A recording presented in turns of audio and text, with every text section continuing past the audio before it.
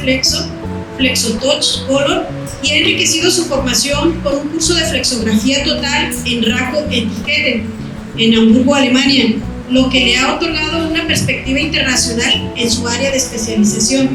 Además, posee una maestría en marketing digital en la Escuela de Marketing Manual Mundial en la Ciudad de México y cursando una maestría en neuromarketing en la Universidad de La Rioja, en España.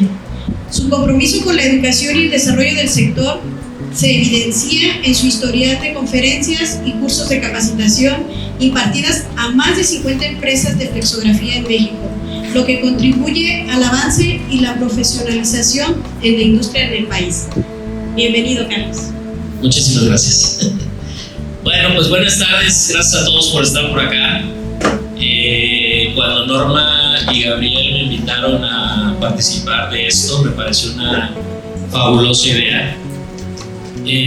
Masai no me dejará mentir, siempre los flexógrafos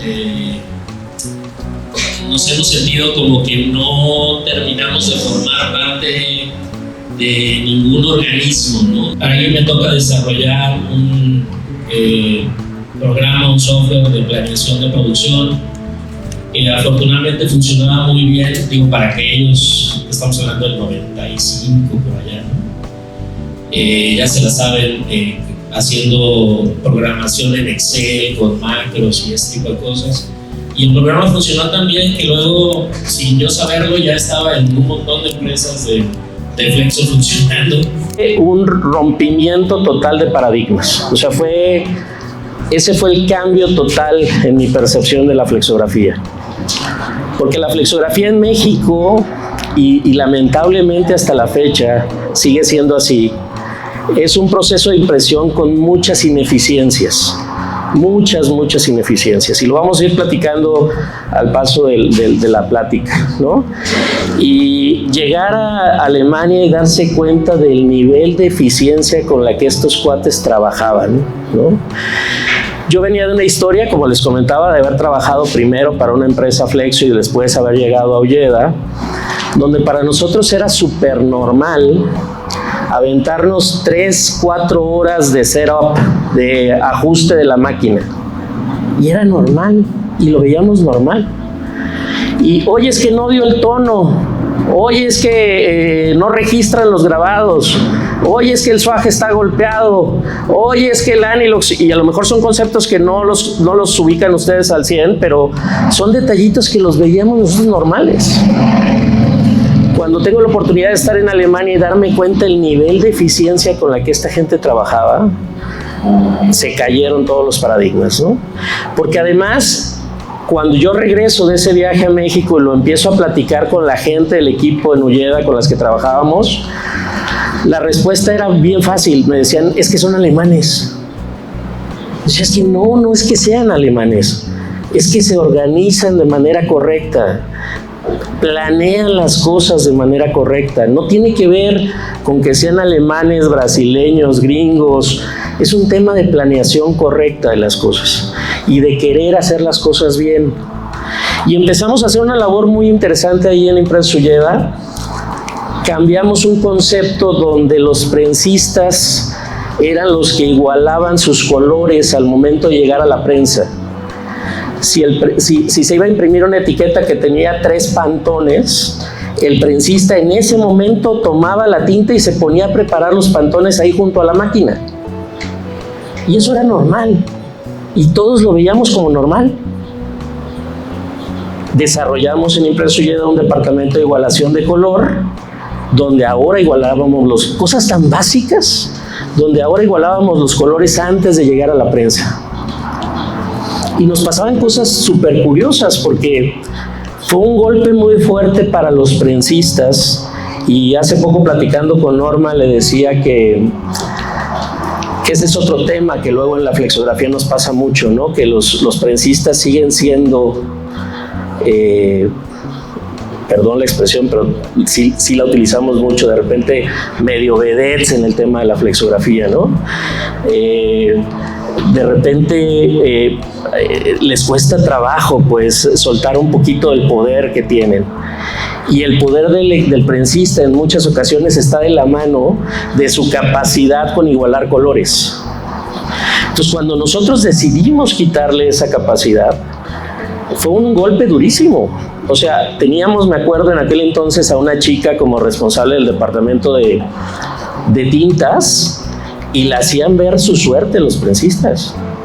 O sea, lloraba un día sí y al otro también, porque los prensistas le decían: no sabes, esto no funciona, este color que me estás entregando está mal, no es cierto, así no va, no la estás haciendo. Pero aguantamos durísimo y logramos desarrollar ese departamento. Posterior a eso, o de manera paralela a eso, también desarrollamos cosas, insisto, súper básicas. Desarrollamos un departamento de montaje de grabados. ¿Por qué? Porque antes el prensista montaba los grabados. Entonces, todo ese tiempo que el prensista utilizaba en montar grabados, en igualar colores, pues no es un tiempo productivo. O sea, una empresa de la que tú me digas, de artes gráficas, produce en el momento que las máquinas están corriendo. El tiempo que un prensista le dedica a hacer cosas extras que no sea correr la máquina, es un tiempo totalmente perdido. Entonces desarrollamos un departamento de montaje de grabados, donde teníamos gente montando los grabados, poniendo los grabados en los rodillos previos a llegar a la prensa. Y esos dos detallitos nos dieron unos cambios radicales en la empresa. Nos pasaron cosas bien interesantes. El desarrollo de los prensistas, que es algo que en flexografía batallamos muchísimo, porque como les decía, hay pocos prensistas que ya tienen tiempo en el mercado, y entonces pues de alguna manera se los andan jaloneando de un lado para otro. Desarrollar nuevos prensistas es complicado, obviamente, cuando el prensista tiene que hacer todo esto. Pero si al prensista le quitas la igualación del color, le quitas el montaje de los grabados, pero el prensista se convierte prácticamente en un aprietabotones. O sea, hay que enseñarlo a dónde apretarle a los botones de la máquina para que la máquina jale. Y entonces, con esa experiencia, nosotros tuvimos la oportunidad de desarrollar alrededor de 15 prensistas en no más de 2 años, porque era ya muy sencillo desarrollar prensistas. Llegó un momento que en Ullera teníamos 6 prensas y las 6 tenían prensistas para 3 turnos, ¿no? Entonces, y nos pasaron cosas bien curiosas. De repente recuerdo una experiencia de un prensista que llega un día y me dice: oye, Inge, vi un anuncio en el periódico que están solicitando prensistas en tal empresa y voy a ir a probarme. Pues gracias por avisarme, ¿no? Pues lánzate. Al día siguiente regresa el prensista, lo veo en la mañana y le digo: ¿qué hubo? ¿Cómo te fue? Y me dice: no, hombre, están locos. Yo llegué a la prueba, me dieron 2 o 3 galones de tinta para que yo preparara un pantone, me dieron los grabados para que yo los montara, y les dije: sáquense, yo soy prensista, yo no monto grabados, yo no igualo colores. No lo recibieron en esa empresa, porque esa empresa tenía esa idea de que el prensista hacía todo, y hoy sigue siendo un común denominador en la flexografía. Entonces, esta parte es una parte en la que nosotros como Flexotec apoyamos mucho a nuestros clientes en tratar de desarrollar esos departamentos que les permita ser más eficientes. Y yo les digo a los clientes: después de ustedes, yo soy el más interesado en que estés imprimiendo, porque si tú estás imprimiendo, estás consumiendo tinta.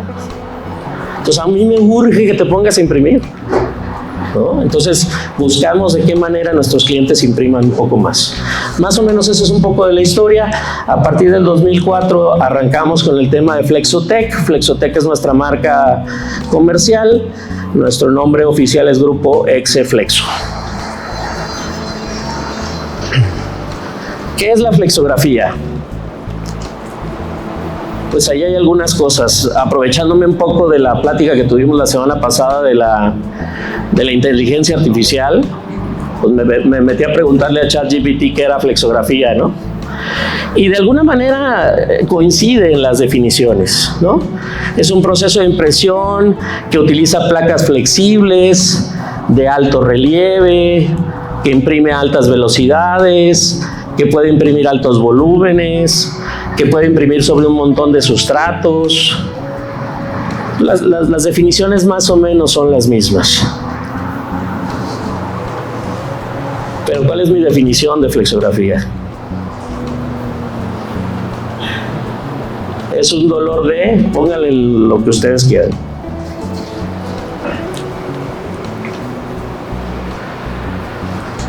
Es un dolor de cabeza si piensas que por estar en las artes gráficas, todas son lo mismo.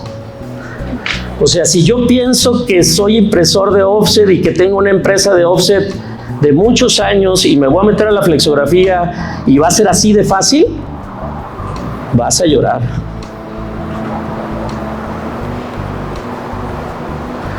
Si piensas que un diseñador que diseña trabajos, etiquetas para digital, para plotters, para offset, te va a poder diseñar trabajos para flexografía, vas a llorar.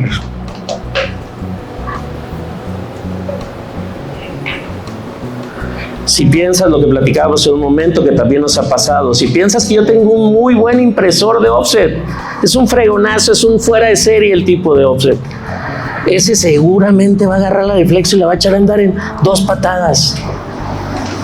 Vas a llorar. Si piensas que en la flexografía, con una máquina de 4 estaciones de impresión, que como creo ya todos aquí en el medio sabemos, pues una selección de color se imprime con 4 colores. Si tú piensas que en flexografía, con 4 estaciones de impresión, vas a lograr hacer una selección de color de alta calidad, vas a llorar.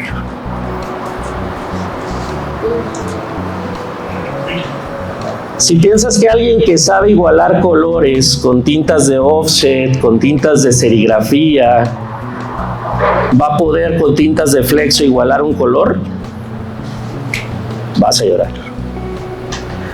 Entonces, ¿qué necesitamos? Vas a llorar si no te capacitas. O sea, sí es bien importante que entendamos, como dicen los americanos, la flexo es otro animal. Es otro animal. Y es fácil, sí, es fácil si te capacitas. Es fácil si entiendes que hay ciertas limitantes que la flexografía tiene. Masaya hacía mucho énfasis en el tema de que la flexo ha aprendido a adaptar otras tecnologías para que en línea se puedan hacer cosas que en flexo no se pueden hacer. Pero parte del por qué ha encontrado flexo, por qué flexo ha buscado esas soluciones, es precisamente por las limitantes que flexo tiene. O sea, flexo ha sabido adaptarse a eso, pero ¿por qué? Pues porque flexo no puede hacer un realzado de una tinta con las características del realzado de una tinta que hace la serigrafía. Hay ciertas tecnologías de tinta que te permiten tener un pequeño realce en la tinta en flexo, pero nunca vas a igualar el realce que tiene una serigrafía, ¿no? Hay ciertas calidades de impresión que flexo no puede llegar si las comparamos con una muy buena calidad de impresión en offset, y lo vamos a ver más adelante el por qué. Entonces, de repente ya se han ido metiendo una combinación de opciones de meterle offset, opción de meterle serigrafía, ¿no? Entonces, sí es importante entender esta parte, ¿sale? Vamos a hablar un poco rapidito de la flexografía y la historia, y esto sobre todo para entender que la diferencia entre flexografía y offset también tiene mucho que ver con los años de evolución que la flexografía realmente tiene. O sea, la flexografía sí es un proceso de impresión relativamente nuevo en el mercado si lo comparamos con otros procesos de impresión. Realmente, dentro de la información que se encuentra en libros y demás, en bibliografía, se dice que la primera prensa de flexografía, por ahí del año 1900, 1920. ¿Qué se buscaba? Pues anteriormente era un proceso de impresión donde era una especie como de sellado, ¿no? O sea, tú tenías una imagen de alto relieve que tomaba tinta y sellaba un papel. Y entonces, ¿qué se le ocurrió a alguien? Vamos haciéndolo rotativo para que sea más rápido y sea más productivo. Entonces, así inicia la flexografía. A alguien se le ocurre hacer un proceso rotativo y las primeras planchas de impresión estaban hechas de caucho, como el caucho con el que se hacen las llantas. Entonces, la imagen que tú querías imprimir en alto relieve la hacían pues artistas que iban con un cúter desbastando o devastando el caucho para generar la imagen que posteriormente se iba a imprimir.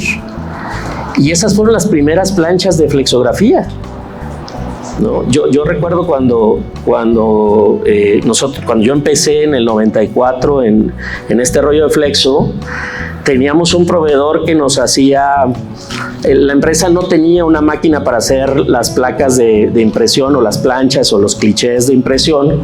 Teníamos un proveedor externo y recuerdo haber ido a recoger en varias ocasiones grabados, planchas de impresión que este proveedor nos hacía, pero este mismo proveedor tenía dos señores ya grandes que eran los papás del chavo que manejaba la máquina, que hacían este trabajo, estaban con un pedazo de caucho desbastándolo con unos cúters, haciendo un calendario azteca. Y yo le decía, oiga, ¿y eso todavía lo usan? Y me dice, sí, en las máquinas donde imprimen sacos para forraje y para ese tipo de cosas, siguen utilizando estas planchas. Obvio, estoy hablando del 95, ¿no? La prehistoria, pues. Entonces, es un poco la idea de cómo inicia la flexografía. Y las primeras tintas que se utilizaron en aquel entonces eran tintas de anilina. Eran tintas que estaban hechas con anilina y se mezclaban en una base de alcohol. Al paso del tiempo, se dieron cuenta que esta mezcla de anilina con alcohol se volvía tóxica, empezaba a dar algunos problemas. Entonces empiezan a buscar el uso de colorantes diferentes. Pero aún así, el proceso de impresión al principio se llamó impresión de anilina. O sea, no se llamaba flexografía. Todo el mundo lo conocía como impresión de anilina. Al paso del tiempo que dejan de usar la anilina, no le cambiaban el nombre. O sea, seguía conociéndose como impresión de anilina. En ese proceso, hacia 1939, aparece este señor, que no es nada de Martín. Este señor se le ocurre desarrollar un rodillo que ayudara a dosificar el paso de la tinta, porque no había una dosificación de tinta. La tinta pasaba de la charola al rodillo que tomaba que tenía el grabado, que tenía la plancha y se imprimía. Y este señor se le ocurre desarrollar un rodillo con pequeños huequitos. Si ustedes lo ven aquí, se le conoce en el tema de la mecánica como una muela, un moleteo que va marcando al rodillo. Eran rodillos de cromo que se iban marcando, iban generando pequeños huequitos, y esos huequitos eran los que posteriormente iban a tomar la tinta para pasársela a la plancha de impresión. Esos huequitos los podrías hacer de diferentes tamaños. Si querías que pasaba mucha tinta, eran huequitos muy grandes. Si querías que pasara poca tinta, eran huecos más chicos. Y a ese rodillo se le conoce como rodillo Anilox. Y lo vamos a ver más adelante. El rodillo Anilox es el corazón de la impresión flexo. ¿De dónde viene el nombre? Pues precisamente de la tinta de anilina. Esta compañía donde este señor trabajaba, a todas sus líneas de tintas las terminaban con, la terminación era OX. Tenían tintas para litografía, entonces se llamaban Litox. Entonces este rodillo iba a ser para imprimir en tintas de anilina, le pusieron Anilox, ¿no? Nosotros en Flexotec, nuestra primera olla de mezcla es la Ogilox, y así. Incluso hay quienes a este señor lo nombran como el padre de la flexografía, de la importancia que tiene el rodillo Anilox hoy en día. Y aquí vemos algunas fechas importantes y fíjense a partir de qué años son, ¿no? 1952 es cuando se cambia el nombre de flexografía. 1958 arranca la FTA. Fíjense cuánto se tardó acá el señor Martín en arrancar la FTA en México. La acaba de arrancar hace un mes. Te tardaste un poquito. La FTA es el organismo más importante para los flexógrafos. Es como la cámara que agrupa a todos los flexógrafos en los Estados Unidos, es muy fuerte. Y hoy hace un mes, más o menos, Martín, o menos de un mes, Martín es el presidente de la FTA en México y va a empezar a desarrollar todo el proyecto por acá en México. Pero fíjense, en el 58. En el 62 se desarrolla una navaja que la vamos a ver más adelante, se le conoce como Dr. Blade. Es una navaja que elimina el exceso de tinta y mejora la calidad de impresión.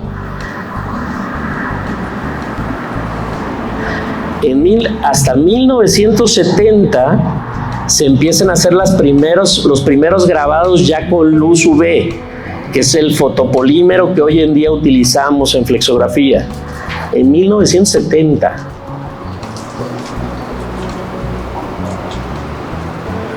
En 1975 se empieza a utilizar el sticky back, que es una cinta doble cara que también vamos a ver más adelante, que sirve para mejorar también la calidad de impresión. En 1980 empiezan las prensas en línea, prensas que se vuelven mucho más eficientes.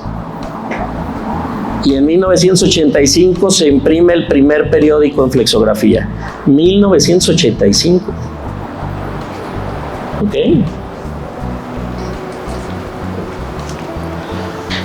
¿Dónde empieza a haber grandes diferencias entre la flexografía y otros procesos de impresión? En el grabado. Nosotros en Flexo lo manejamos mucho el concepto grabado, que es el cliché o en la placa de impresión. Hace la gran diferencia, ¿no? Porque es un material que, por la necesidad de ser un material flexible, también la misma característica de ser flexible le genera una desventaja, que es la deformación al momento de presionarlo. Y ahí viene un concepto de ganancia de punto, que lo vamos a ver un poquito más adelante. Ya lo que yo les decía, creo que varios de ustedes, ¿hay alguien de ustedes que, bueno, por aquí ubico a Cristian, que imprime Flexo? ¿Alguien más de por aquí imprime Flexo? El señor también lo ubico desde hace varios años. ¿Alguien más imprime Flexo por aquí? ¿Nadie? Bueno, offset supongo que sí, ¿no? Y bueno, todos conocen, yo la verdad es que de offset conozco poco, pero todos conocen las placas con las que hoy se imprimen offset y los grabados con los que hoy se imprime Flexo, ¿no? Hay una gran diferencia en el relieve con el que se imprime. Por eso la flexografía se conoce como un proceso de impresión de alto relieve. Entonces imagínense, aquí lo pueden ver, imagínense que esta placa, para poder imprimir sobre un sustrato, sobre un papel, se tiene que presionar. Y al momento de presionarse, ¿qué le va a pasar a cada una de las partes que se está presionando? Se va a deformar, ¿no? Evidentemente ha habido mucha tecnología, muchas mejoras para que esa deformación sea menor, para que tenga un poco más de dureza. Hay muchas tecnologías nuevas, pero eso sigue sucediendo. Mientras seamos un proceso de impresión de alto relieve, eso difícilmente lo vamos a poder eliminar al 100%.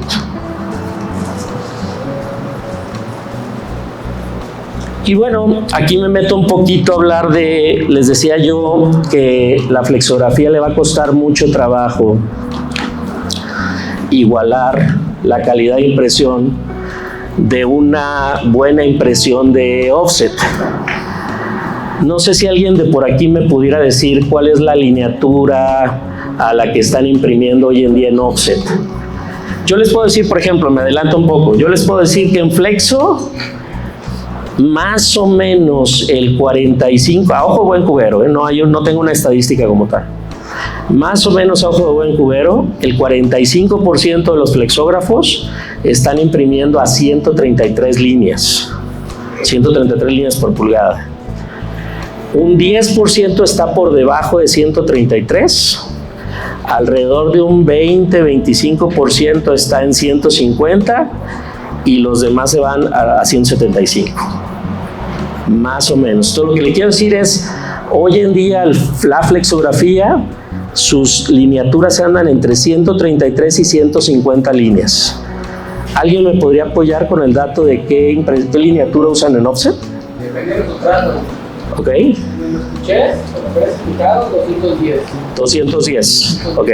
Ya en cable, patada, multicapa, 160, se supone que son 175. 175. Sí, pero andan llegando reales.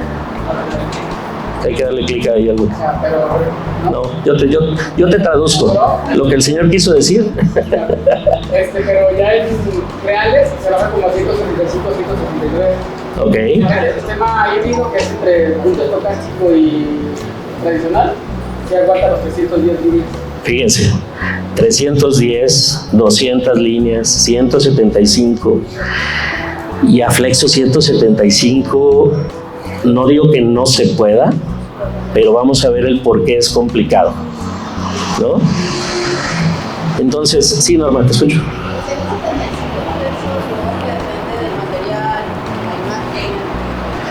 El 175 en flexo depende de la placa, depende del grabado. Y ahorita te voy a explicar. Tiene una correlación entre el grabado y el rodillo Anilux, ¿sí? Pero es donde de repente flexo empieza a tener algunas complicaciones. Y les platico esto porque recuerden que mi intención de esta plática es decirles qué se van a encontrar en flexo cuando entren a flexo, ¿no? En una de las empresas en las que yo tuve la oportunidad de participar, a mí me tocaba hacer el filtro de trabajos que los vendedores traían a la planta para que nosotros los imprimiéramos en flexo. Y en muchas ocasiones el vendedor llegaba con etiquetas impresas o en digital o en offset. Y llegaba y me decía, oye, tengo un cliente que quiere esto, ¿no? Y pues yo le tenía que explicar que pues sí lo podíamos hacer, pero no íbamos a tener la misma definición de la etiqueta que él me estaba trayendo. Y empezaban procesos de frustración de parte del vendedor. Oye, pues es que si me dicen que nosotros imprimimos etiquetas, ¿por qué no podemos imprimir esta? Bueno, tuvimos que hacer todo un proceso de capacitación para nuestros vendedores para explicarles hasta dónde flexo puede llegar y por qué en ocasiones no podemos llegar a la calidad o a la definición, no quisiera llamarle calidad, a la definición de imagen que algunos otros procesos tienen, ¿no? No quiero que se queden con esa idea de que flexo no es buena calidad. La verdad es que hoy en día flexo imprime cosas muy lindas.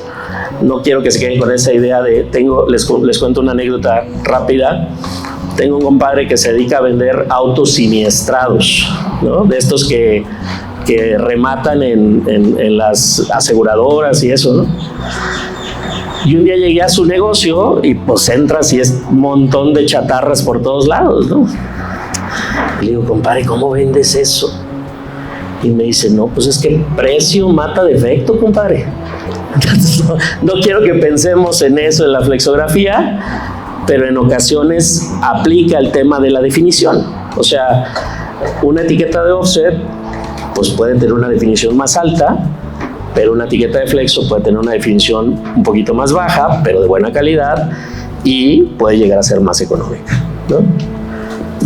Entonces, bueno, aquí queda claro cómo el tema, mi intención era esta, ¿no? Ver cómo la definición de una impresión tiene que ver con el número de puntitos, ¿estamos claros? ¿No? Estos puntitos que vemos aquí están hechos a través de pequeños puntos que están en el grabado y del tamaño de esos puntitos. Si nosotros subimos la lineatura del trabajo que queremos hacer, pues evidentemente esos puntitos se van a ir haciendo cada vez más pequeños. porque ahora vamos a tener que poner más puntos en el mismo espacio, y para que quepan esos puntos tienen que ser necesariamente más pequeños, ¿no? Bueno, ya ahí platicamos cuál es la lineatura de offset. No se diga en digital. En digital ya hablamos de 800 dpi por 1200 dpi, no sé qué. No, pues la locura, pues, ¿no? ¿Qué limita a Flexo a aumentar sus lineaturas?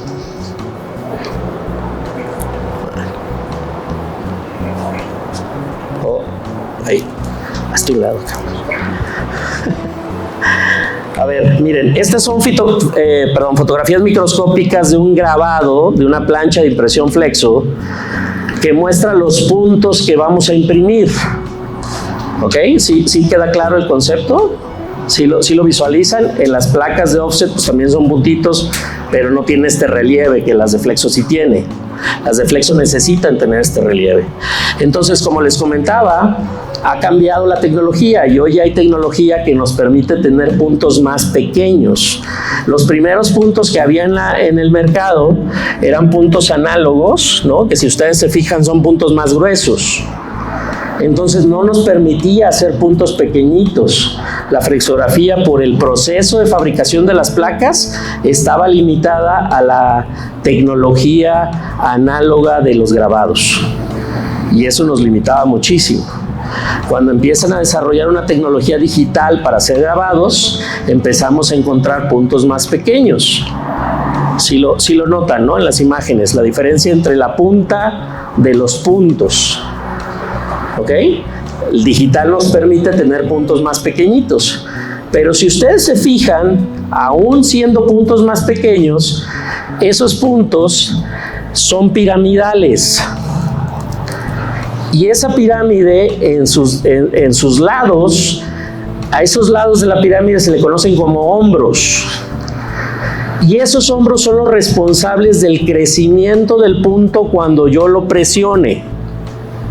O sea, el punto puede tener una puntita muy fina para hacer un punto muy pequeñito, pero si yo presiono el punto exageradamente o me paso un poquito de la presión, y eso está en manos del prensista. El prensista es el que le da la presión al grabado para imprimir sobre el papel. Si el prensista se excede en esa presión, ese punto, en lugar de ser un punto de 15 micras, termina siendo un punto de 35 micras. ¿Y eso de qué depende? De la habilidad del prensista. Cuando yo le doy este curso, cuando les explico esto a los prensistas, hay una teoría que decimos en flexografía, que la presión de impresión debe de ser al beso. Y les digo a los prensistas, pero al beso de niños de kinder, ustedes son unos atascadazos, ¿no? O sea, si te las dejo a como tú lo haces, me vas a atascar todos los puntos, ¿no? Entonces, la flexografía tiene esta situación de la deformación de la placa cuando presionas. Y por más que yo quiera hacer puntos, imagínense, vamos a suponer, no tengo el dato, no sé si aquí dice, no se alcanza a ver, pero vamos a suponer que este es un grabado a 150 líneas, los puntos de digital, vamos a suponerlo. Oye, lo quiero hacer de 175, pues los puntitos tienen que ser más pequeños. Oye, lo quiero hacer de 200, los puntitos tienen que ser más pequeños todavía. Entonces, hay una limitante para hacerlos cada vez más pequeños. Llega un momento en que la placa ya no reproduce el punto, o aunque lo reproduzca, va a tener siempre un hombro, va a tener hombros que al presionarlos los va a hacer puntos grandes. ¿Me explico? Entonces, esa es la principal limitante, o la primera limitante que tiene la flexografía, la placa, el grabado con el que imprime. ¿Ok? Entonces, hoy en día en realidad el estándar de la flexografía se está moviendo entre 133, 150, ya hay algunos que con otras tecnologías están imprimiendo 175, pero a veces cambiarte a una lineatura más alta, más que darte beneficios, te empieza a generar problemas. Y vamos a explicar adelante un poco el porqué. ¿Hasta ahí vamos bien? ¿Alguna duda? Obvio. Bueno. para irme dando cuenta del tiempo. Que te quites. Ok, aquí está el tema de la ganancia de punto, lo que yo les comentaba, ¿no? Este procedimiento que tiene la flexografía de hacer un punto que mide cierto tamaño, pero que después va a crecer al momento de imprimirlo. Y aquí es donde les decía yo al principio, cuando tú estás pensando que tu diseñador que te ha diseñado toda la vida para offset te va a hacer buenos diseños para flexo, perdón por la expresión, pero aquí es donde la puerca tuerce el rabo. ¿Por qué? Porque el diseñador saca su diseño con puntos súper lindos. Oye, te hice un degradado con puntitos del 1% que se van a ver preciosos en tu impresión. Pero resulta que llega el prensista crudo ese día, le mete presión al grabado y esos puntitos lindos del 1% se vuelven puntos del 8 o 10%. ¿Ok? Entonces, siempre va a haber una ganancia de punto en la flexografía. ¿Qué es lo que se tiene que hacer? Un estudio que nosotros lo conocemos, que seguramente en otros procesos de impresión existen, que es el tema de la caracterización de la prensa, que es una forma de darte cuenta cómo van a crecer en realidad los puntos para pronosticar antes de enviar. Es decir, se los pongo más fácil, lo vamos a ver ahorita. Si yo sé como diseñador que mando puntos del 5 y en prensa salen del 10, pues entonces mándalos del 2 para que salgan de 5. ¿Me explico? Pero eso se hace a través de un estudio, no es a través de prueba y error. Ahora, el 90 y casi 100% de los impresores en flexo lo hacen al prueba y error. Lo hacen pues ahí le moví tantito a ver cómo sale en prensa, ¿no?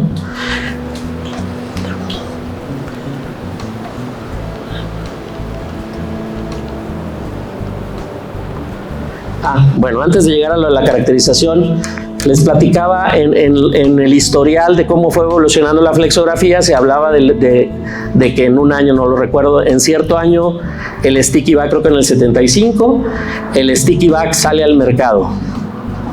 ¿Qué es el sticky back? Una cinta de doble cara que permite pegar el grabado en el rodillo. Esto que ustedes ven aquí de blanco es una cinta doble cara que se llama sticky back, que permite pegar el grabado al rodillo y del otro lado es adhesivo para pegar el grabado.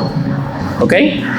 Entonces pareciera que su función es básicamente esa, una cinta de doble cara que permite pegar al rodillo y luego al grabado. Pero en realidad es una cinta que tiene mucha tecnología. Es una cinta que en el interior tiene una esponja.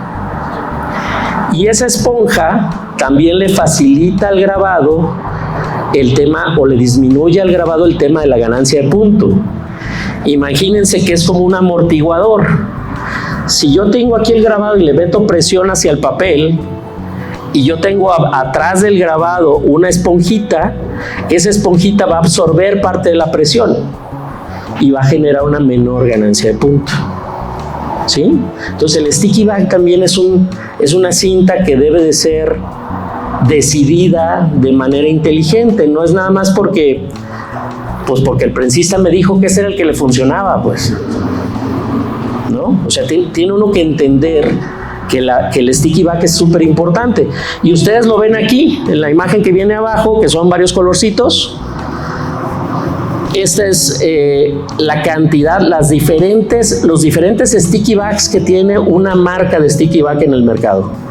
O sea, tú puedes tener un sticky back súper suave, uno medio duro y súper duro. ¿Ok? Y fíjense lo que hace ese sticky back. Vamos a concentrarnos en esta pantallita de puntos, ¿no? Fíjense cómo salen los puntos en el súper suave, cómo crecen un poco más en el suave, cómo van creciendo en el medio duro, en el duro y en el súper duro. ¿Se fijan? El sticky back también te ayuda a mejorar tu ganancia de punto. Y uno pensaría, bueno, entonces pues vamos a usar siempre el extra suave, ¿no? Pues si el extra suave es el que menos ganancia de punto tiene, pues ¿para qué sirven los otros? Fíjense lo que sucede cuando tratas de imprimir un sólido, un color sólido. Esto es un color sólido con un extra suave. Fíjense cómo se ve el color sólido con un extra duro.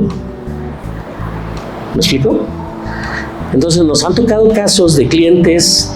Tenemos clientes que básicamente lo que hacen es pintar papel.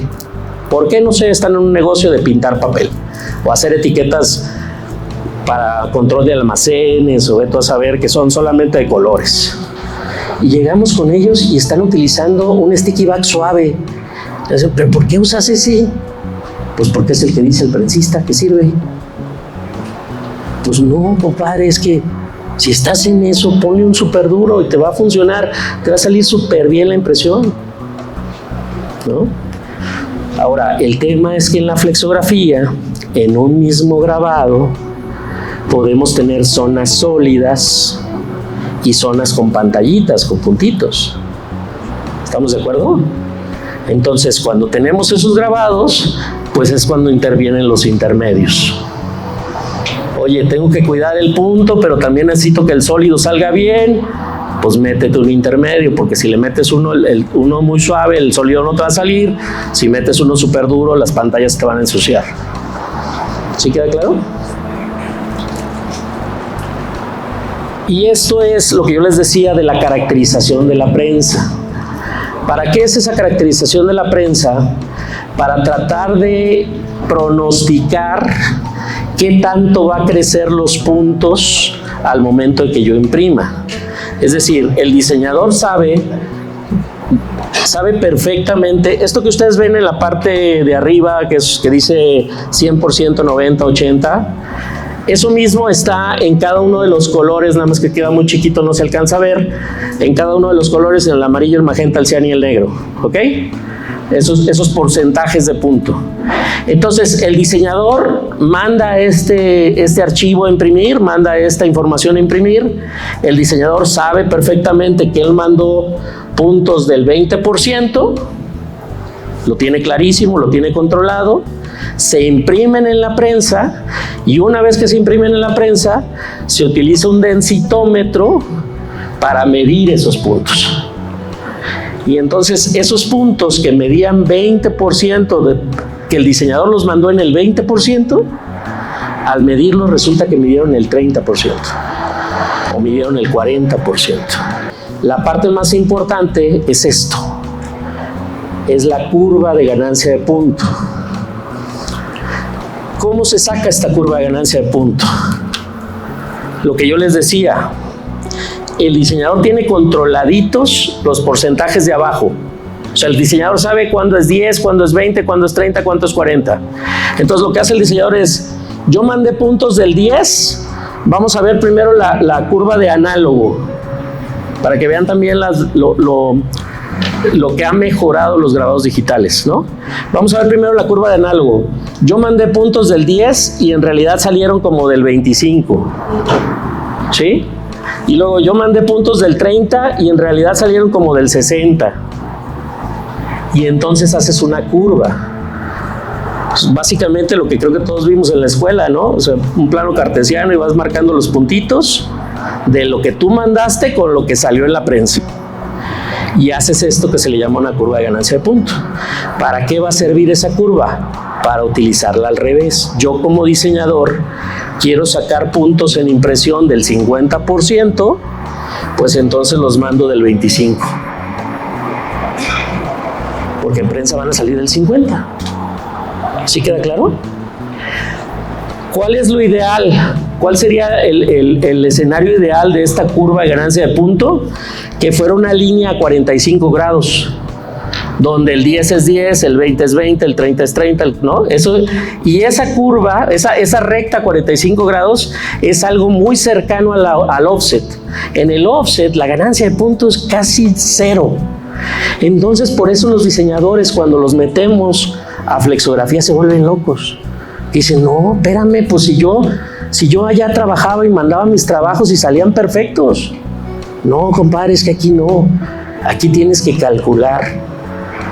Y ojo con mis amigos diseñadores que luego las matemáticas como que no nos gustan tanto, pues, ¿no? Entonces los pones a calcular y le sufren. Pero este es lo que nos ayudaría a calcular esta gráfica. Y fíjense cómo el grabado digital ya se acerca un poco más a esa línea a 45 grados. Pero esta es la parte más importante de la caracterización de la prensa. Si tú me dices, hice caracterización de la prensa, traigo una impresión que me salió bien chida, pero no saqué la curva de ganancia, no hiciste nada. Perdiste el tiempo nada más. ¿Sí?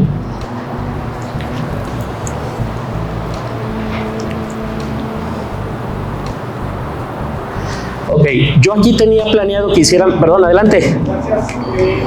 Según ya lo que yo tengo entendido, cuando haces la curva de compensación, eso se tiene que desarrollar en el área de preferencia, ¿no? Tú tienes que generar tus perfiles y no propiamente es el diseñador el que la hace, sino la preferencia, porque ahí es donde tú le das los valores que sacas antes para poder sacar tu huella de impresión, ¿no? Digo, más o menos lo entiendo porque en el offset es...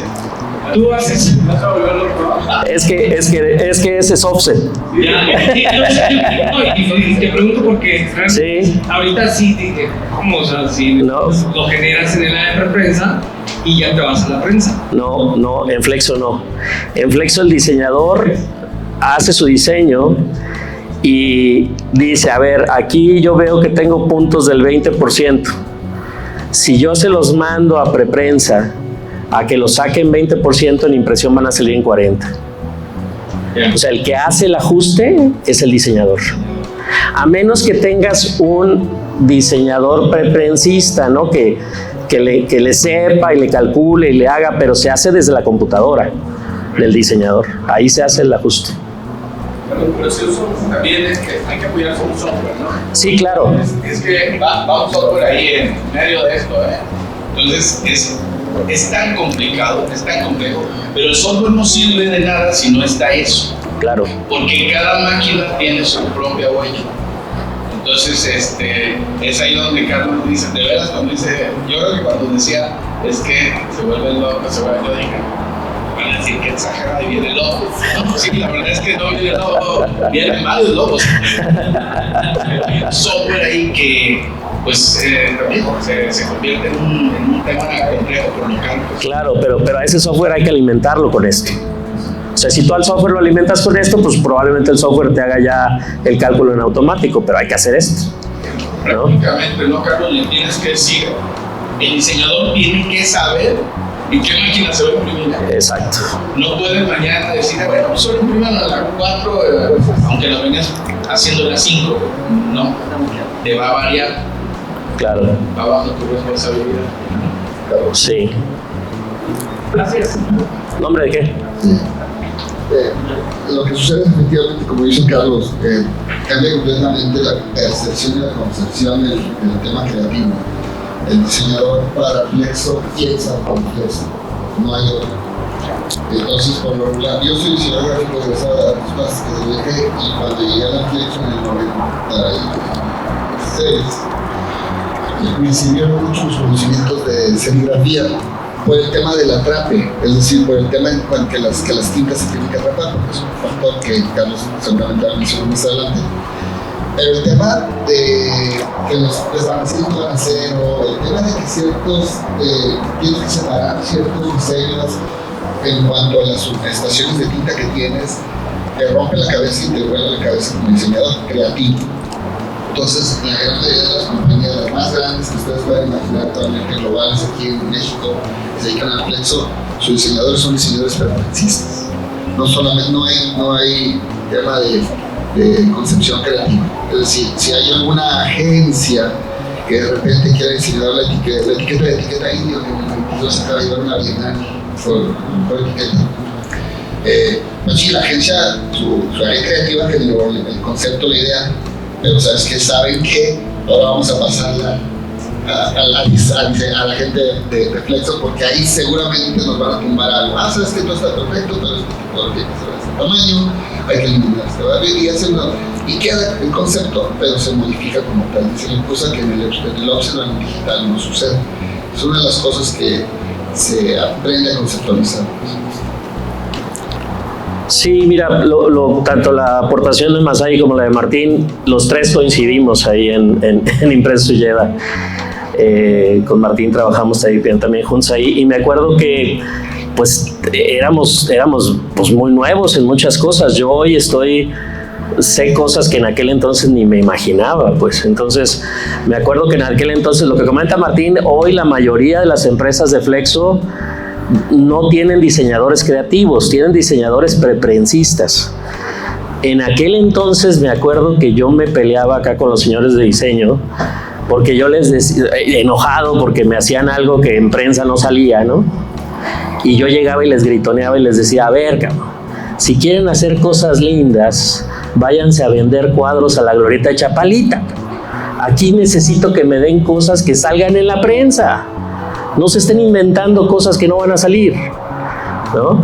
Ya hoy ya hay mucha evolución, ya hay más conocimiento, pero para una empresa como la que puede ser la de ustedes, que en algún momento quisiera involucrarse en flexografía, es importante que entiendan que estas son las limitantes que la flexografía tienen, y que incluso si ustedes tienen maquiladores que les están maquilando etiquetas de flexo, pues que también esta información les sirva para evaluar si la compañía con quien están maquilando pues en realidad tiene toda la capacidad para resolverle sus dudas o sus requerimientos, o es momento de buscar a alguien más. No tienes una fregona área de preprensa, montado, cómo administrar los ánimos, que son súper delicados, que son súper caros.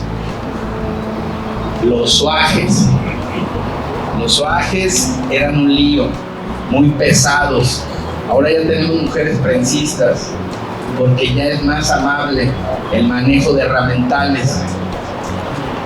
¿Ya fuiste a ver cómo hacen los ojos magnéticos? No. No manches, te lo estás perdiendo y tienes que ir a verla. Sí. Kansas City, impresionante. Como se hacen todos conocen las placas fotopoliméricas que se usan en Flexo, como con diferentes químicos se hacen los bajos y altos relieves, ¿sí, verdad? Sí.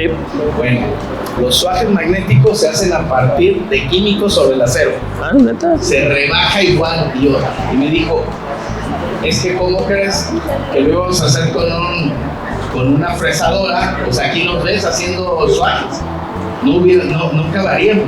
Entonces los meten en una exposición de luz igualito que hacer una placa, pero la referencia es más cercana a una fotopolimérica, porque hay que rebajarle por medio de químicos. Entonces rebajan el acero que no se requiere, dejan los filos y luego los meten a una máquina.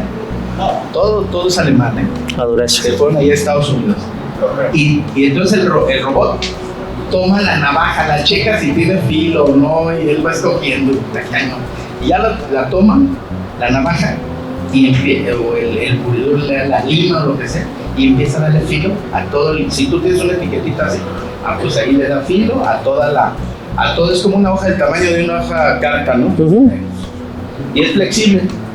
Hombre, antes para que nos llegara una cosa de estas que pesaba, ¿cuántos kilos pesaba? Pues, ¿qué serán los 6? 6 kilos, con filos, o más, depende. Sí, depende del ancho.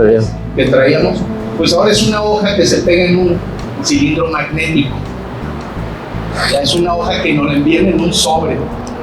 Sí, o sea, la evolución de la Flexo ha sido en agilizar el montaje, haciéndolo más amable, menos pesado para los operadores, menos complejos de transportar para que no se dañen. El mismo peso lo quería recargar y adiós filo, se nos iba. Se podían refilar esos cilíndricos, los podíamos mandar a refilar 3 veces, 2, no, 4. Yo creo como 4 o 5 veces. 4. El problema era encontrar el afilador. Exacto. Los mandamos a Estados Unidos a reafilar y luego no los traía. Hasta que le dijimos a uno en California, a ver, ponemos un afilador aquí. Y entonces no quiero que al cuñado, no sé qué. Digo, así hemos andado, como si estuviéramos ahí en la 5 y hemos desarrollado la industria de Flexo. Pues hable de Edison. Tenía aquí una bodega nada más. Y si queríamos algo especializado, un corte, pues nos lo tenían que mandar a Ciudad de México, de Monterrey.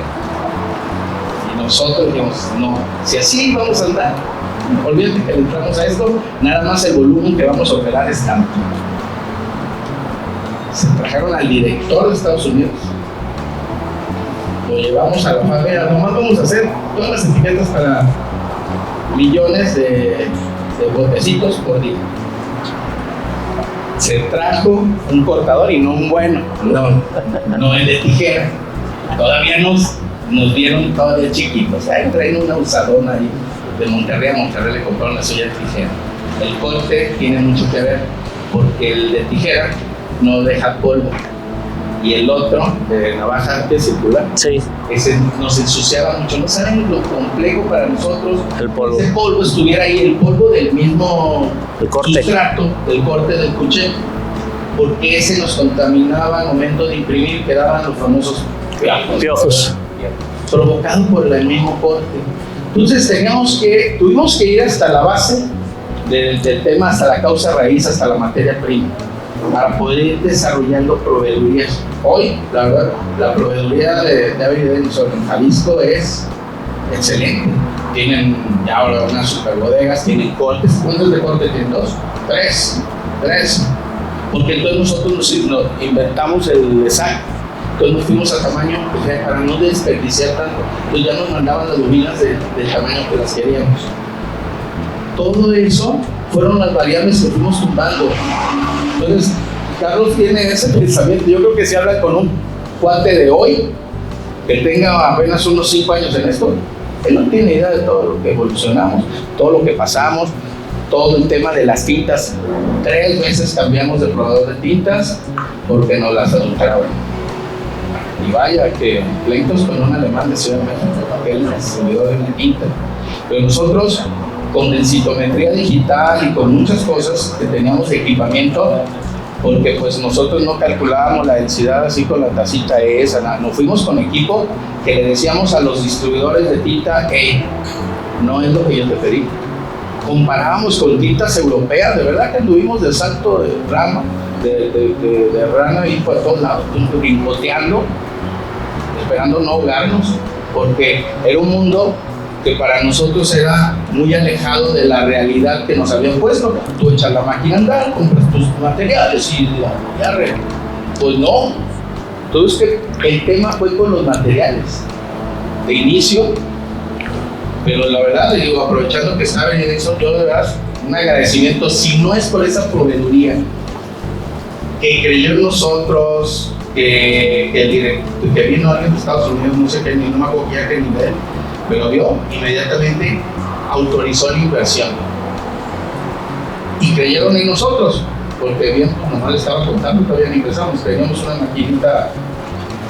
La Rotopress. No manches, todavía está ahí. Eso sí le va a hacer un montón. Todavía está ahí. Es una máquina que la tensión del rodillo estaba con un bloque, pero un bloque de construcción, amarrada con unos alambres recocidos. Yo decía, dijo, bueno, sí, está bien, que así sea. Que así sea. No le dijeron nada a los alemanes. Nosotros, lo que no, y qué bueno que empecé con una máquina que le compré al banco porque la había recogido ahí, y eso nos enseñó a entender cuáles eran los retos para tener una máquina de mejor calidad, de mejores condiciones, porque si hubiéramos empezado con una buena, pues ni nos hubiera preocupado entenderle. Y esa misma máquina la mejoramos, le metimos tensión automática y todo, la dejamos como estaba la que compramos. Ya cuando compramos la otra, comparamos qué le falta a esta que tiene esta. Pues el tema de la tensión, automatizarla. Yo sí quería decirles esto, que de repente dicen, es que los estás asustando.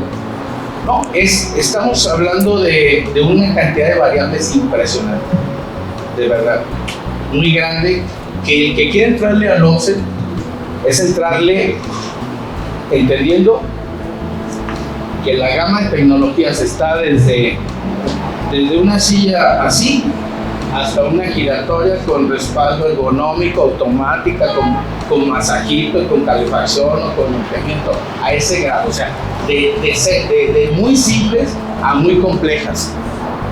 ¿Y qué es lo que necesitas? Pues si te compras una muy compleja, tiene su mercado. No te sirve para otro más que para un mercado. Tal vez de cosméticos, muy exigente, tal vez de productos de un poquito de digital para tequilas, para bebidas espirituosas. Y si tienes esta, te puede hacer muchos productos para Jalisco, porque también va por estados. Una máquina muy sencilla, pues te hace para la industria de dulces, sustituyendo algunas etiquetas, peleándonos contra China, recuerdo. Que venían rollos y rollos por un peso, la gente no entendía que su almacén se estaba saturando y se estaba llenando de basura porque tienen caducidad los adhesivos. Y no fueron entendiendo esto hasta que tenían el gran problema de que la etiqueta ya no pegaba. O de que llegaban las reformas o las nuevas normas de ley, donde te decían, ahora quítale el punto, ahora ponle la colonia, ahora quítale esto, ahora ponle los rombos. ¿Y qué hago con todo el almacenaje? Ese es tu problema. Y ya por terminar, ¿cuál entonces es la ventaja de estar de necios en esto? En el offset y no seguir, en el flexo y no seguir en el offset como tradicionalmente venía. Yo conocía a Lito Etiquetas, ahí en la colonia Atlas, me hacía las etiquetas, pero él tenía una maquinita haciendo flexo y tenía un montón de máquinas haciendo offset, etiquetas de alta calidad. La diferencia es muy grande. Cuando tienes un cliente como Unilever, Colgate, Lala, Sello Rojo, de Ciudad, estoy hablando de empresas que envasan botes, en botellas. Y la diferencia de envasar botellas de champú a una botella de tequila es el volumen. Y no nada más el volumen de compra, el volumen de envasado. Una etiqueta, una etiquetadora, una colocadora de etiqueta para champú corre entre 500 y 1000 por minuto botellas. Eso no lo aguanta ninguna ojeadora, ¿no? Las ojeadoras yo creo que van de 100 para abajo. Entonces esos niveles son los que nosotros hemos tenido que acercar al mercado. Nos acercamos cada vez a una industria de más volumen, más velocidad, o hablando de Allen de México, Cloral, Expinol, imagínense la cantidad por día. Nosotros en Sello Rojo tenemos máquinas de 250 botellas por minuto. Entonces imaginen que les hable yo de 1000. La velocidad que lleva, el golpe que lleva el estirón del papel respaldo, del respaldo, que nomás protege el adhesivo y suelta la etiqueta, pues tenemos que saber la velocidad de la máquina. Eso es una variable que tal vez ustedes ni la toman en cuenta. Ustedes dicen, no, es ojeado, no tengo problema. Nosotros sí, si se para la máquina de Unilever porque se está reventando el sustrato, para que me entiendan, está el sustrato de impresión, el adhesivo y luego el que protege el adhesivo, ya sea película o papel. Pues nuestro soaje nomás debe de cortar el primer sustrato. Entonces, cuando Carlos les dice que el operador le tiene que calcular, es porque le tiene que calcular. Esas cosas siguen a mano, ¿no? Siguen a mano. Siguen a mano, ¿sí? No se puede pasar al otro lado, porque entonces en el momento de etiquetar, nosotros ya en las plantas envasadoras se nos revientan y vienen cargos por haber parado la máquina. Entonces nos hacen una cuenta, oye, pues tú paraste la máquina tantas veces. Nosotros vendemos etiqueta por etiqueta. ¿Por qué? Porque si a esta bobina de 15,000 etiquetas me faltaron 5, se fueron 5 botellas sin etiqueta. Y eso es un tema de los más escandalosos que puede pasar en la línea de producción, de Fructis, de cualquier producto de L'Oreal, de alimentos, que se vayan a botellas sin etiqueta. Es un problema. No puede suceder con nosotros. Entonces, yo para que en lo que sigue Carlos explicándoles, pues entiendan que todo estos dolores de cabeza es por los rechazos, que nos rechacen 1,000,000 de etiquetas, que luego hacemos volúmenes enormes. 3.500 metros los imprimimos en 30 minutos. Sí. 30 minutos, 3 kilómetros. Y lo peor es que no hacemos uno, hacemos como 10, 15, 20 o una semana de bobinas, y si se te fue un error, pues nomás ese es el error que te regresa. Millones de etiquetas. Entonces, pues parece zona de guerra. Si Carlos decía, yo llegaba y me enojaba y les decía, es que de verdad sucedían cosas que a todos nos ¿cómo se dice? Se estresaban. Nos estresaban. Entonces, para que entonces todo lo que les explique él, pues es todo real pero son variables. Pueden ser algunas corregibles, otras nada más controladas. Pero a Carlos le tocó la vida más compleja de la Flexo, cuando tuvimos que ir por el mercado de las etiquetas de offset y llevárnoslo a Flexo, diciéndoles que éramos más rápidos, que no teníamos que hacer un proceso aquí y luego mandarlas a plastificar o a barnizar, sino que aquí sacábamos y podemos estar entregando pues todos los días. Entonces ahí fue donde convencerlos, donde entonces ya no nos salía el tema de las pantallas. Nosotros hacer unos difuminados, pues nos salió una rayota. Aquí se acaba el difuminado. Hoy todo eso ya se eliminó, ¿no? Se ha mejorado, sí, mucho. Pero también el diseñador o las empresas que quieren etiquetas Flexo, ya a sus diseñadores les dicen, a ver, las limitantes del Flexo son estas. No le pongas pantalla, no le pongas microletras que no nos van a salir. Tenemos un tema con las letras, tenemos un problema, pero antes teníamos un problema con los códigos de barra. Sí, que no se leía. Entonces, para nosotros meter por eso tenemos 10, 12 colores. El negro para selección y otro negro para el código de barras. Porque si usábamos el mismo, por los mismos, y si va con todo lo mismo, no nos sale porque el código es más finito. Y luego las letritas, esas que quieres que no se noten, ¿verdad? Esas chiquititas, esas también a veces tienes que darles un tratamiento directo con un sticky back diferente, con un punto, con un anilox diferente. Por eso las variables. Aprendíamos a prueba y error, ¿no? De repente Avery, que era de las compañías con más capacitación, con más información, pues sí, nos daba capacitación de adhesivos, de papeles, de materiales, pero de operación era prueba y error. Vamos a hablar de la estación de impresión.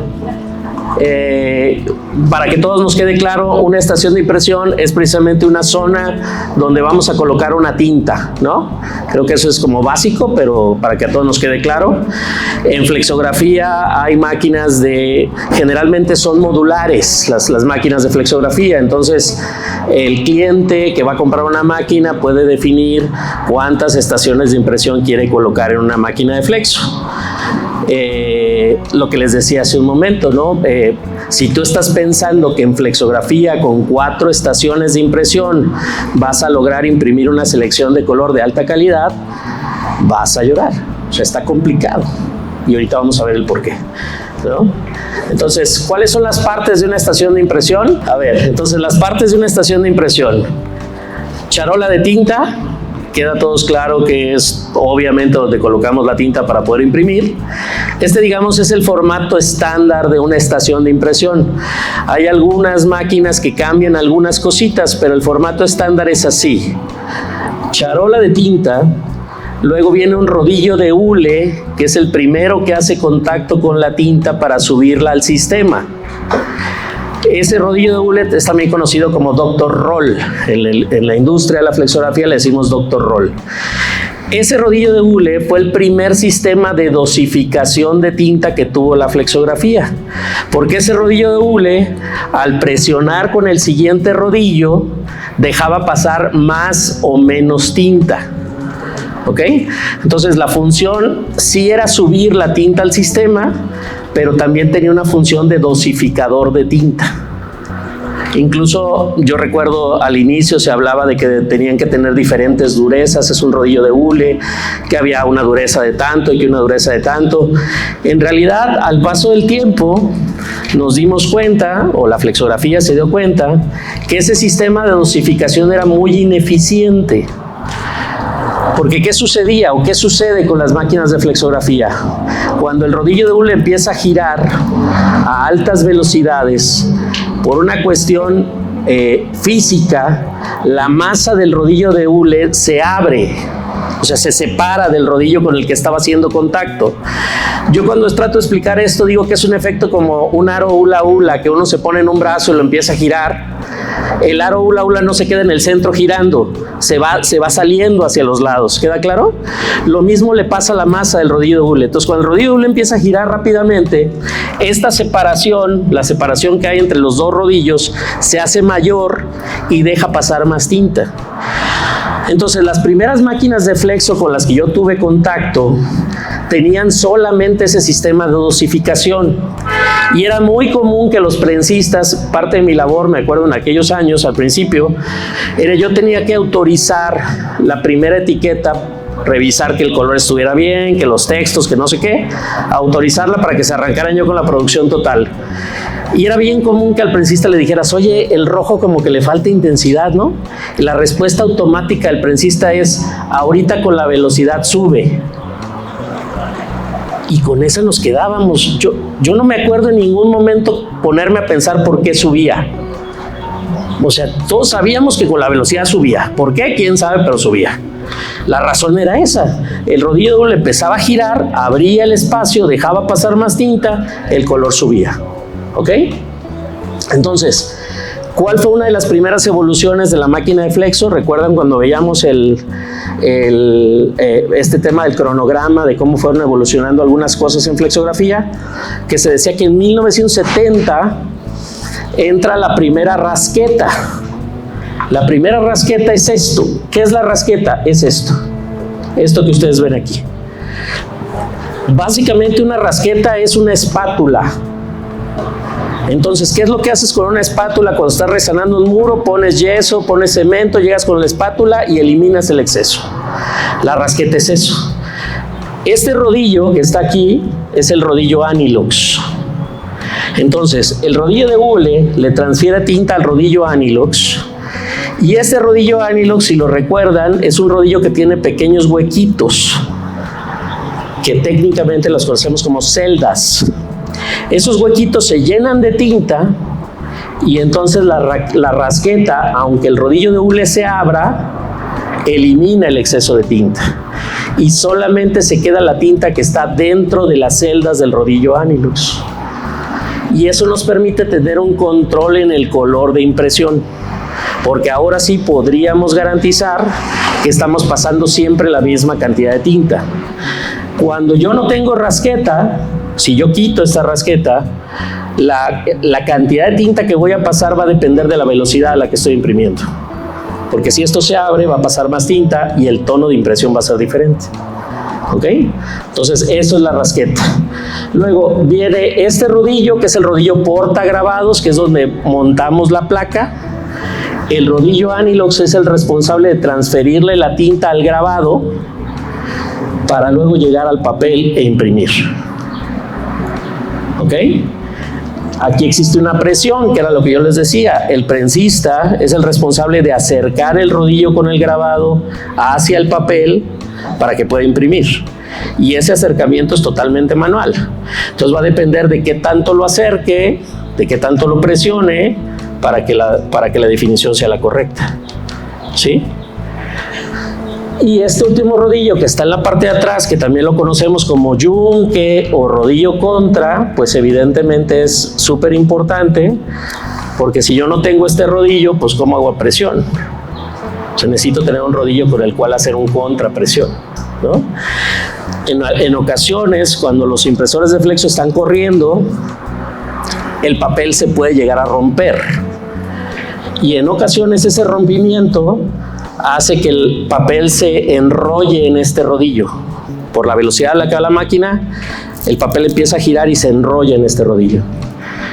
Y cuando tengo estas pláticas con prensistas solamente, les digo, para que no sientan muy ofendidos, les digo, me pasó una vez en Timbuktu, ¿no? Que un prensista lo vi que sacó un cúter de su bolsa y empezó con el cúter a cortar el papel que estaba enrollado en este rodillo. Aquí no lo hacemos, pues, pero en Timbuktu sí. Y entonces lo cortan, y como son súper descuidados allá, llegan hasta el fondo, hasta el rodillo, y le dan un rayón al rodillo. Y esos rayones que le empezamos a dar a este rodillo generan canalitos, que si yo estoy tratando de imprimir una etiqueta, una letra muy pequeñita, y esa letra pequeñita presiona en un canal de aquí, no va a imprimir, y voy a tener falsos contactos. Entonces estos rodillos son súper importantes mantenerlos limpios y en buenas condiciones. ¿Sale?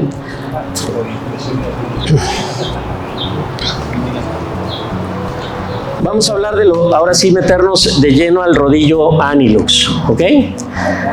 Les decía, el rodillo Anilux nosotros lo conocemos como el corazón de la impresión flexo. Y eso que ven ustedes ahí, que simula una lupa, ¿no? Es cómo se ve en realidad la superficie de un rodillo Anilux. Eso que ustedes ven ahí son las llamadas celdas, y esas celdas son tan pequeñitas que son prácticamente imposible verlas a simple vista. Esas celdas son de diferente tamaño, y uno como cliente, cuando compra rodillos Anilux, le define al fabricante de qué tamaño quiere uno tener esas celdas por la cantidad de tinta que yo pretendo depositar al momento de imprimir. Si yo tengo trabajos o aplicaciones donde quiero depositar una gran cantidad de producto, imaginémonos temas de barniz, por ejemplo. Decía Masai, somos una industria que en línea podemos colocar barniz, podemos barnizar en línea y el producto sale barnizado.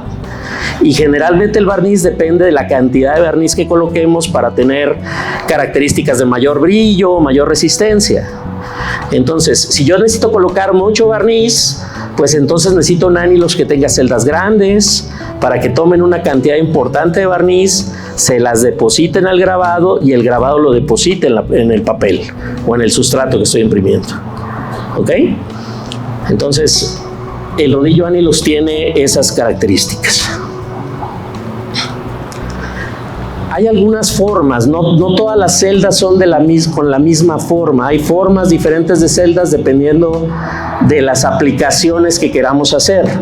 Las celdas más comunes son las hexagonales, las que ustedes ven en la esquina superior izquierda, si ustedes lo ven de frente.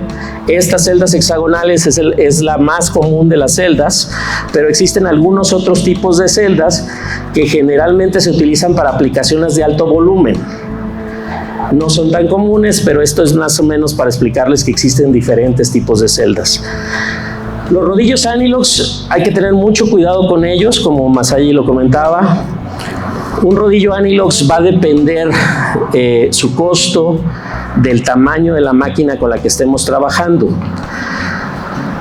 Pero para hablarles más o menos una idea, así a grosso modo, del costo de un rodillo Anilux, para una máquina de 13 pulgadas puede andar como entre $1,500 y $1,800, un solo rodillo. Tú necesitas uno en cada estación de impresión. Y no solo eso, necesitas tener un stock adicional para poder hacer variaciones en tus procesos de impresión. Y son delicaditos como jarritos de Tonalá. Son rodillos que están recubiertos con cerámica. La cerámica está grabada con láser y es una cerámica que no podemos manipular, por ejemplo, con anillos en los dedos, porque un rayón con un anillo en un Anilux se acabó. Ese rayón va a taponear todas las celdas con el que le hiciste el rayón y no hay manera de corregirlo. Si le das un golpe con una herramienta, no hay manera de corregirlo. La única manera es quitarle la cerámica otra vez y volverle a poner cerámica y volverlo a grabar, que prácticamente te cuesta lo mismo que uno nuevo. Entonces, sí es súper importante el tema de la capacitación en el manejo y en la manipulación de los rodillos Anilux por parte de los operadores.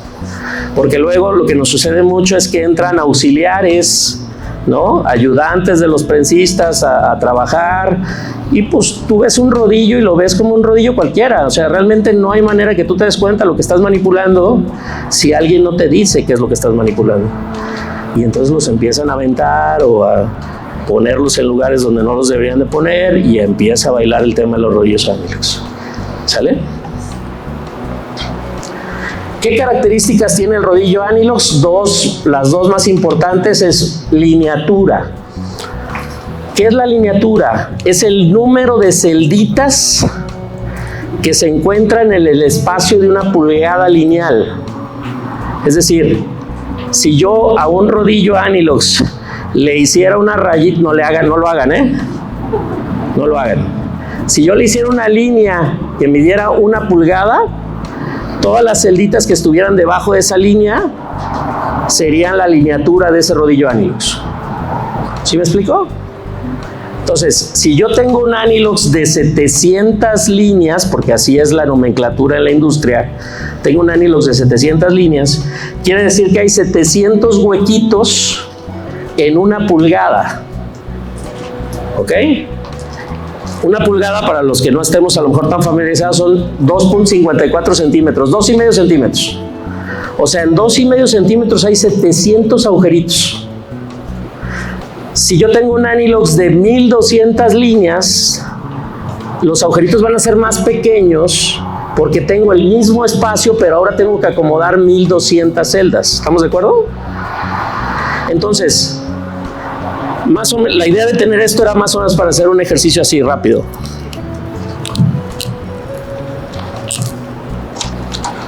Vamos a suponer que de aquí a aquí fuera 1 pulgada.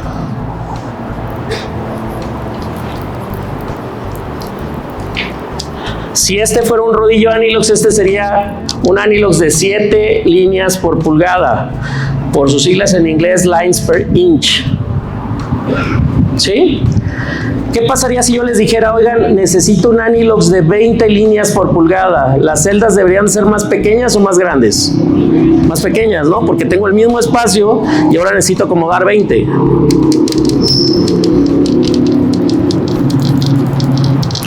Bueno, vamos a suponer que hay 20. Y ahora les digo, necesito un Anilox de 3 líneas por pulgada. ¿Cómo van a ser las celdas? ¿Más grandes o más pequeñas? Más grandes, ¿no? ¿Sí? Entonces, esto es para entender el tema de la lineatura. Si yo subo la lineatura, estoy haciendo celdas más pequeñas. Si yo bajo la lineatura, estoy haciendo celdas más grandes. Y este dato lo utilizan mucho los prensistas para manipular los tonos de impresión. Cuando quieren subir el tono de una tinta, de un color, lo que buscan es un Anilox que tenga celdas más grandes. Cuando quieren bajar el tono de la impresión, buscan un Anilox que tenga celdas más pequeñas. Ahora, el tema es que no es totalmente cierta esa teoría de parte de los prensistas. ¿Por qué? Porque una celda es esto. O sea, una celda tiene boca y tiene profundidad. Lo que yo le estoy dibujando aquí es la boca. Pero ¿qué pasa si estas celdas de aquí tienen esta profundidad y estas celdas de acá tienen esta profundidad? Pudiera ser que este Anilox, que tiene celdas más pequeñas, deposite más tinta que el Anilox que tiene celdas más grandes. ¿Ok? Entonces, en realidad hay una segunda característica del rodillo Anilox que tiene que ver con la profundidad del rodillo Anilox. Y esa característica se le conoce como BCM.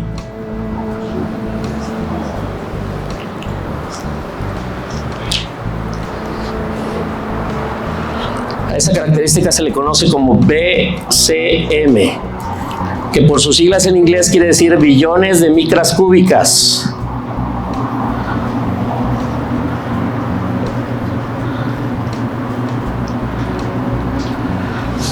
Es una unidad de volumen. Entonces, todos los Anilox están especificados con la lineatura y con el BCM. Y el BCM es el que te va a definir cuánta tinta va a depositar ese Anilox. Si yo tengo un Anilox de 700 líneas con un BCM de 3.1 y tengo un Anilox de 600 líneas que tiene celdas más grandes, ¿estamos de acuerdo? Porque entre menos celdas son más grandes. Pero este Anilox tiene 2.5 de BCM, en realidad este va a depositar más tinta. ¿Sí queda claro el concepto? Y esto es algo que es increíble, pero hasta el día de hoy hay muchos prensistas en flexo que no lo manejan, que siguen tomando sus determinaciones a través de la lineatura. Es que si es más alta la lineatura va a depositar menos, si es más baja la lineatura va a depositar más. A veces funciona, no digo que no, pero a veces se sacan un susto porque dicen, ay, le metí uno que iba a depositar menos y depositó más, ¿por qué? Porque tiene un BCM mayor. Entonces, cuando nosotros ordenamos como clientes de Anilox un rodillo Anilox, nosotros le tenemos que dar al proveedor de rodillos Anilox las dos características. Yo quiero un rodillo que tenga tal lineatura con tal BCM. Obviamente, el BCM no es infinito. O sea, si yo tengo una celda pequeñita, no le puedo poner, esto solamente fue un tema de ejemplo, pues, pero no le puedo poner una profundidad así, porque nunca le voy a terminar metiendo la tinta hasta el fondo, porque es un rodillo que gira rápidamente, y si logro meter la tinta tampoco la voy a poder sacar. O sea, hay un límite, pues, dependiendo del tamaño de la celda, hay límites para hacer más volumen o menos volumen de tinta. ¿Ok? Y ese rodillo es súper importante. Ese rodillo es el que nos permite tener una calidad de impresión. Ese rodillo es el que nos permite modificar las tonalidades en impresión. Por eso les decía, no solo basta con tener el stock de rodillos para poner uno en cada estación de impresión. Se necesita tener un volumen mayor de rodillos Anilox. Y además, lamentablemente no son para toda la vida. Los rodillos Anilox se van desgastando y entonces hay que renovarlos. Entonces también hay que considerar que al paso del tiempo hay que estar reinvirtiendo en nuevos rodillos Anilox. ¿Sale?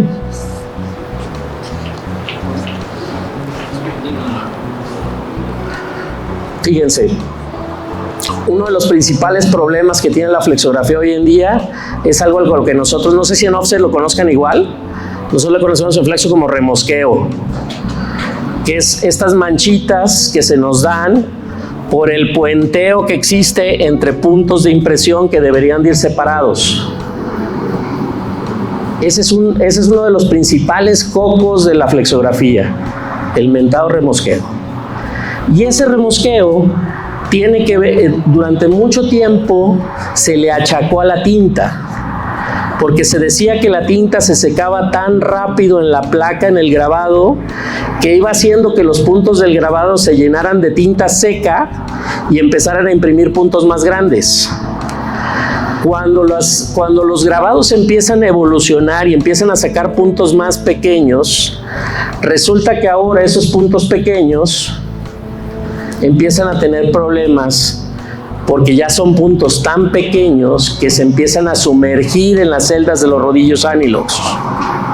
Entonces, si tú tienes un grabado con un punto determinado y lo tratas de imprimir con un Anilox que tiene una celda más grande, el punto, en lugar de tomar tinta solamente en la punta, se va a sumergir y va a hacerte un punto más grande. Y entonces te va a empezar a generar remosqueo. ¿Sí? Entonces, esta parte que hay que entender, existe una técnica y existe una tabla donde tú puedes controlar, si voy a trabajar con este tamaño de punto, tengo que trabajar con este tamaño de rodillo Anilox. ¿Ok? Entonces, esa parte es bien importante porque luego los directivos de las empresas no lo conocen, les cuesta trabajo tener esta información.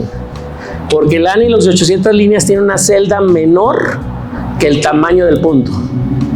Que eso es lo que buscamos. O sea, la realidad de las cosas es que lo que tenemos que buscar siempre en la flexografía es que los puntos de los grabados sean más grandes que la celda del rodillo Anilox.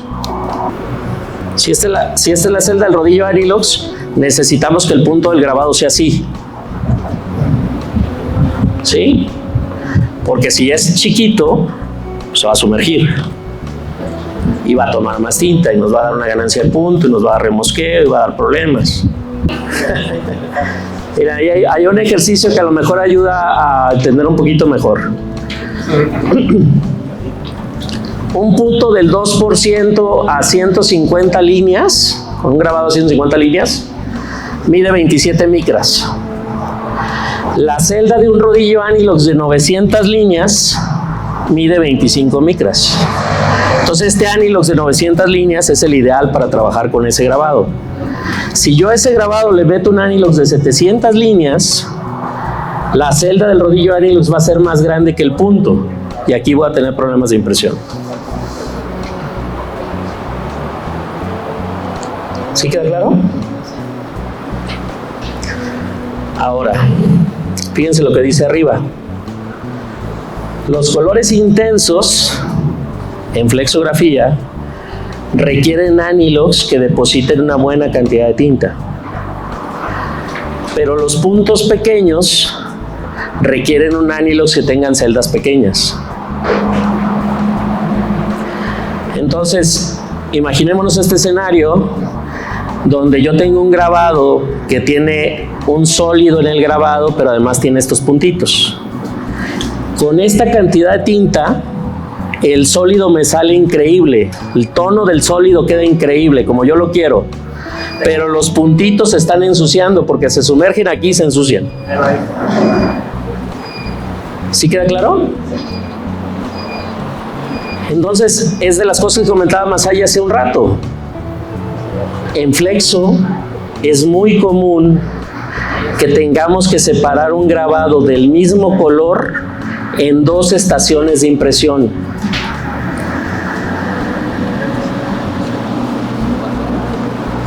Por ejemplo, esto, yo traté de sacar esta imagen, no encontré alguna otra, pero imagínense que este color negro del cabello y de la falda de la chica, quieras que sea un negro muy intenso, pero estos puntitos del rostro y de los brazos son puntos pequeñitos. Tú quieres un Anilox que deposite mucha tinta para que la parte negra salga intensa, pero ese Anilox que deposita mucha tinta tiene una celda que es más grande que el punto que vas a imprimir. No hay manera. En flexo no hay lo que tiene el offset, las llavecitas. Ciérrale a la llave y ábrele del otro lado. No hay llavecitas. El Anilox deposita la misma cantidad de tinta a todos lados. Entonces, flexo necesita separar este grabado en dos grabados. Uno para imprimir los sólidos y otro para imprimir las pantallas. ¿Es obligatorio? No. ¿Te va a hacer que la calidad de la impresión sea mejor? Definitivamente.